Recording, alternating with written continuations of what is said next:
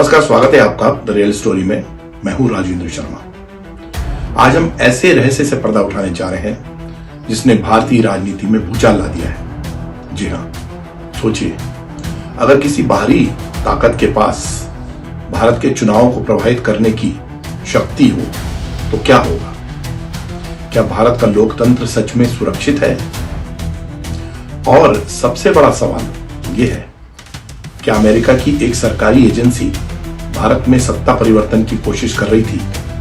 क्या यह संभव है? ये बड़े चौंकाने वाले तथ्य है जो अब सामने आ रहे हैं। अमेरिकी राष्ट्रपति डोनाल्ड ट्रंप ने एक सनसनीखेज दावा किया है। यह किया है कि यूएस एड नाम की एक अमेरिकी एजेंसी ने 182 करोड़ यानी $21 मिलियन भारत में चुनाव को प्रभावित करने के लिए खर्च किए। पहले सुनाते हैं कि ट्रंप ने क्या कहा। And $21 million for voter turnout in India. Why are we caring about India turnout? We got enough problems. We want our own turnout, don't we? Can you imagine all that money going to India? I wonder what they think when they get it. Now, it's a kickback scheme. You know, it's not like they get it and they spend it. They kick it back to the people that send it, I would say, in many of these cases. Anytime you have no idea what we're talking about, that means there's a kickback. Because nobody has any idea what's going on. There $29 million to strengthen the political landscape in Bangladesh. Nobody knows what they mean by political landscape. What does that mean? $20 million for fiscal federalism and $19 million for biodiversity in Nepal. $47 million for improving learning outcomes in Asia. What the hell do I care about? We got a lot. We got enough problems. And all of this is terminated. We terminated this stuff. ये पहला मौका नहीं है जब America के चुनाव हस्तक्षेप पर सवाल उठे हैं। ट्रंप का यह बयान यूं ही नहीं आया है। उन्होंने सीधे तौर पे कहा है कि अमेरिकी डीप स्टेट भारत में किसी और को सत्ता में लाना चाहता था। यह आपने सही सुना। लेकिन क्या यह सच है? और अगर सच है तो यह पैसा किसे दिया गया, क्यों दिया गया? ये सवाल आज बहुत बड़े पैमाने पर पूछे जा रहे हैं। चलिए इस कहानी की तह तक पहुंचते हैं द रियल स्टोरी के साथ। दोस्तों, यूएस एड के बारे में हम पिछले एपिसोड में बता चुके हैं। काफी डिटेल में हमने जानकारी दी है और आपकी तरफ से हमें काफी कमेंट्स भी आए हैं। अगर आपने ये एपिसोड नहीं देखा हो तो नीचे डिस्क्रिप्शन लिंक पे क्लिक करके देख सकते हैं। हमें आपके कमेंट्स का इंतजार भी रहेगा। फिर भी संक्षेप में हम आपको एक जानकारी दे देते हैं। सबसे पहले जानते हैं कि यूएस एड क्या है और इसका काम आखिर क्या है। नाम से तो एड लगता है। USAID United states agency for international development America की एक स्वतंत्र एजेंसी है। इसका मकसद विकासशील देशों को सहायता देना, डेवलपिंग कंट्रीज को, और लोकतंत्र को मजबूत करना बताया जाता है। लेकिन जब यूएसएड ने भारत में 182 करोड़ खर्च किए, मतलब $21 मिलियन, तो सवाल उठने लगे कि इसका असली मकसद क्या था। अब सबसे बड़ा सवाल, क्या भारत सरकार को इस बारे में जानकारी थी? और अगर यह सिर्फ वोटर टर्नआउट बढ़ाने it लिए था, मतलब लोगों को मोटिवेट करके वोट दिलवाने के लिए, तो क्या यह पैसा आया था? और आया था तो कहां गया? ये भी जानते हैं कि 182 करोड़ का रहस्य क्या है। यह पैसा किस तरह रोटेट हुआ, किस तरह गया? तो दोस्तों, कहानी को आगे बढ़ाते हुए हम आते हैं सबसे अहम हिस्से पर कि ये जो बात कही है ट्रंप ने कि पैसा भेजा गया है, ये पैसा किसके पास भेजा गया और इसका इस्तेमाल कैसे हुआ। यूएस एड ने यह पैसा consortium for election and political process strengthening CEPPS नाम की संस्था को दिया। तो वहां से पैसा चला यूएस एड से और CEPPS तक पहुंचा। CEPPS क्या है? CEPPS 3 संगठनों का नेटवर्क है। कौन कौन से संगठन है? International foundation for electoral systems IFES, दूसरा है इंटरनेशनल रिपब्लिकन इंस्टीट्यूट IRI, और तीसरा है नेशनल डेमोक्रेटिक इंस्टीट्यूट NDI। ये 3 संगठन है। लेकिन जब इन संस्थाओं की वेबसाइट देखी गई तो इसमें से किसी के पास भी भारत में कोई प्रोजेक्ट दिखा ही नहीं। मतलब ये जो प्रोजेक्ट बताए गए थे कहीं नजर ही नहीं आया। यानी पैसा में भारत में आया, पैसा भारत में तो आया, लेकिन इसका कोई रिकॉर्ड नहीं है। कि ये कहां खर्च हुआ, तो फिर पैसा कहां गया? ये सवाल लाजमी है उठाया। क्या यह पैसा छिपे हुए एजेंडे के तहत भारत में किसी खास राजनीतिक दल को फायदा पहुंचाने के लिए इस्तेमाल किया गया था? अगर ऐसा है तो ट्रंप जो कह रहे हैं वो बहुत गंभीर है। और सवाल यह है कि क्या अमेरिका भारत के चुनाव में हस्तक्षेप कर रहा था? क्या यह एक विदेशी साजिश थी और अमेरिकी राष्ट्रपति जो बाइडेन उस समय की उनकी जानकारी में था? अमेरिकी राष्ट्रपति डोनाल्ड ट्रंप ने सीधा आरोप लगाया है कि अमेरिकी प्रशासन भारत में किसी और को सत्ता में लाने की कोशिश कर रहा था, बाइडेन साहब। तो डोनाल्ड ट्रंप की ये जो ताजा टिप्पणी है, ये उस समय टिप्पणी आई है जब उन्होंने एलन मस्क के नेतृत्व वाले department of government efficiency DOGE के उस फैसले का बचाव किया जिसमें भारत में वोटर टर्नआउट के लिए निर्धारित $21 मिलियन की फंडिंग को रद्द कर दिया गया था।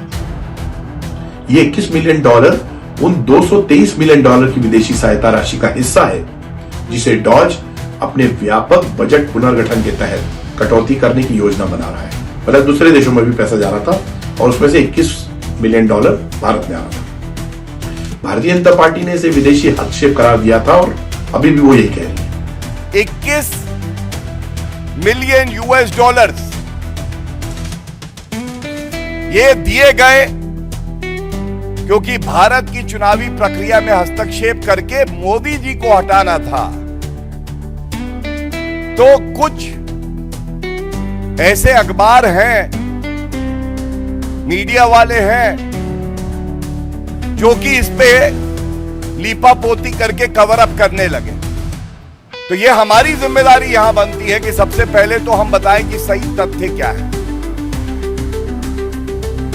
सबसे पहले देखिए, एक ट्वीट है, जब अमेरिका के राष्ट्रपति जी ने कह दिया तो उनसे बेहतर जानकारी तो किसी को हो नहीं सकती, पहली बात। दूसरी, DOGE, department of government efficiency, ये बहुत इंपॉर्टेंट बात मैं आपके समक्ष रख रहा हूं क्योंकि मुझे पता है गांधी परिवार के चाटुकार भ्रम की राजनीति करने में बहुत आगे हैं और फैला रहे हैं कि ऐसा नहीं वैसा नहीं, चोर की दाढ़ी में तिनका। तो ये ट्वीट दिखाता हूं मैं आपको, और जिसमें क्या लिखा है, तमाम ऐसी संस्थाएं और देश जहां पे हस्तक्षेप हुआ, और उसमें एक लाइन लिखी है, including $22 million for inclusive and participatory political process in Moldova. इससे हमें कोई लेना देना नहीं। लेकिन दूसरा, and $21 million for voter turnout in India. It's a verified handle जो गवर्नमेंट एजेंसियों को मिलता है एक्स पे। $21 मिलियन ये वहां की जो मिनिस्ट्री है वो कह रही है। तो अमेरिका के राष्ट्रपति और उनका department of government efficiency DOGE दोनों ये बात कह रहा है। क्या इसका उत्तर कोई देगा? एक रिपोर्ट और आई है कि जो फैक्ट चेकर्स हैं, fact checkers, so called fact checkers, जिनके तार जुड़ते हैं गांधी परिवार से, उनका काम फैक्ट चेकिंग नहीं है। उनका काम केवल और केवल जो झूठ राहुल गांधी बोले उसको सत्य बता के और आगे बढ़ाना है। तो इनकी भी फंडिंग हो रही है और इसीलिए आज सुबह से ये गांधी परिवार के फैक्ट चेकर्स बड़ी अग्रणी भूमिका निभा रहे हैं बताने में कि भाई ये जो $21 मिलियन है इसका भारत से कोई लेना देना नहीं है। भारत ने 2024 के चुनाव में 65.79% वोटिंग हुई है, जो अमेरिका की तुलना में बहुत अधिक है। तो फिर अमेरिका को भारत के वोटर टर्नआउट की इतनी चिंता क्यों है और उन्होंने ऐसा क्यों किया? क्या सिर्फ यह एक संयोग था या फिर एक सोची समझी रणनीति? अगर 182 करोड़ ही लगाने थे तो सरकार के माध्यम से लगाने होते या चुनाव आयोग के माध्यम से लगाए होते? ये सवाल तो उठता ही है। सवाल यह भी है कि क्या 182 करोड़ चुनावी नतीजों को प्रभावित कर सकते हैं? अगर कर सकते हैं तो बड़ी बात है।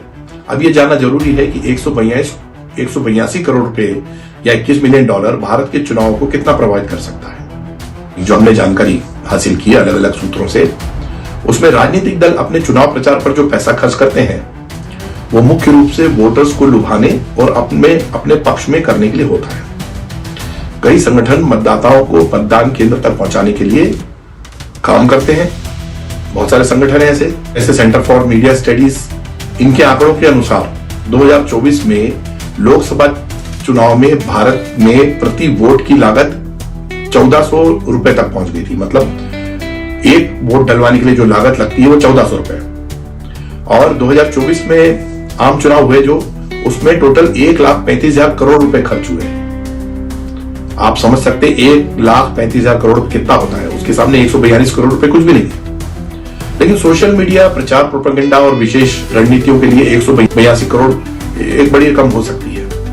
ये पैसा NGOs, media campaign, grass root संगठन और सोशल मीडिया इन्फ्लुएंसर्स को फंडिंग के लिए इस्तेमाल हो सकता था, जो बड़े पैमाने पर सोशल मीडिया का इस्तेमाल करते हैं, किसी भी पार्टी के फेवर में या अपोज में अपनी स्टोरीज दिखाते हैं। कम मार्जिन वाली सीटों पर यह रकम नतीजों को प्रभावित करने में सक्षम थी। अगर जहां पे मार्जिन कम है, कम वोटों से जीत हार तय होती है, तो सोशल मीडिया इन्फ्लुएंस करता है। भारतीय सरकार, जिसमें चुनाव आयोग भी शामिल है, मुख्य रूप से चुनाव के आयोजन, चुनावी अधिकारियों और सुरक्षा कर्मियों के प्रशिक्षण और तैनाती पर धन खर्च करता है।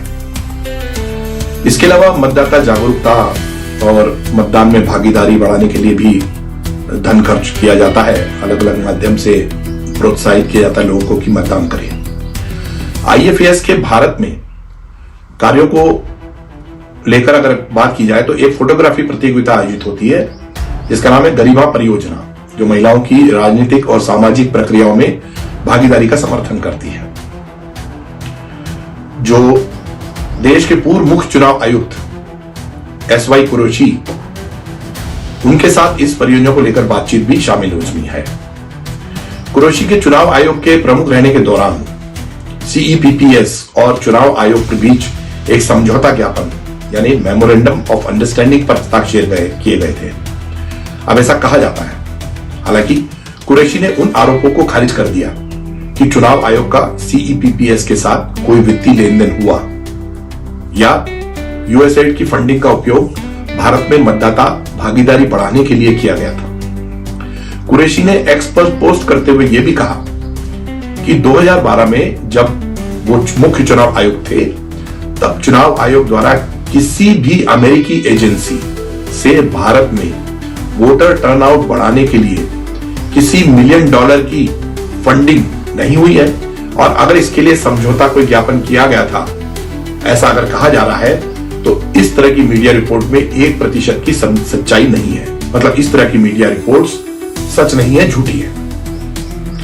ये भी सवाल उठते हैं कि क्या यह पैसा भारत में एक माइक्रो टारगेटेड चुनावी रणनीति के तहत इस्तेमाल हुआ था? तो दोस्तों, क्या आपको लगता है कि भारत के चुनाव में विदेशी ताकतों ने दखल दिया? क्योंकि ट्रंप ऐसा कह रहे हैं और अमेरिकी राष्ट्रपति का बयान है। जब यूएसएड ने भारत के चुनाव में 182 करोड़ रुपए खर्च किए, तो यह पैसा कहां गया, इसका कोई ठोस जवाब नहीं मिल रहा है। ये तो गायब ही हो गया पैसा। अमेरिकी सरकार की तरफ से, उनके एडमिनिस्ट्रेशन की तरफ से यह खुलासा किया गया है कि कुछ यूएसएड की एक्टिविटीज़ और फंडिंग के बारे में ये जो खुलासा किया गया है ये कंसर्निंग है, ट्रबलिंग है, और इसको लेके काफ़ी सारी चिंताएं हैं। फॉरेन इंटरफेरेंस को लेके भारत के अपने अंदरूनी मामले में हमारे यहाँ जो एजेंसीज हैं, डिपार्टमेंट्स हैं जो इस मामले में काम करते हैं, कार्यरत हैं, वो इस मुद्दे पर और छानबीन कर रहे हैं और काम कर रहे हैं। और इस वक्त, इस समय इस मुद्दे पे कोई भी पब्लिक कमेंट या घोषणा करना मेरे समझ से समुचित नहीं होगा। तो क्या ये सिर्फ वोटिंग बढ़ाने के लिए किया गया था या इसके पीछे कोई छिपा हुआ मकसद था? क्या भारत के लोकतंत्र को कमजोर करने की कोशिश की जा रही थी? क्या हमें अपने चुनावी तंत्र को और मजबूत करने की जरूरत है? जब इतना पैसा चल रहा है तो जाहिर सी बात है कि लोकतंत्र को मजबूत करने की बात होगी। आप इस पर क्या सोचते हैं? क्या 182 करोड़ से चुनाव को प्रभावित किया जा सकता है? क्या यह विदेशी हस्तक्षेप था हमें कमेंट में जरूर बताइए और इस तरह के और भी खुलासों के लिए द रियल स्टोरी को सब्सक्राइब करना ना भूलें। हमारे साथ बने रहने के लिए बहुत बहुत धन्यवाद।